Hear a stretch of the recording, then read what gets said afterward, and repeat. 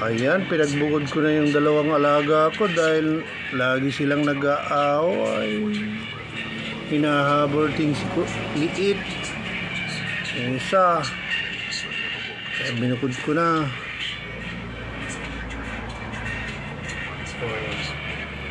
Inaaway niya palagi ito. Ayan, di na kayo magsama ngayon. Diba? Kasi ikaw lagi mong hinahabol. Nananahimik tong isa, bigla mong kinukulit. Ayan, di wala ka nang kasama ngayon. Hinahanap mo siya. Nandun na sa kabila. Ito, ayan.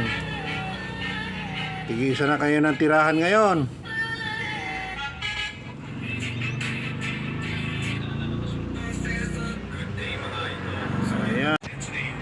Ayan, pinagbukod ko na sila mga guys dahil lagi silang nag-aaway. Ayan o. Like, follow, and share mga lods. Mga guys, like, follow, and share. Bye bye.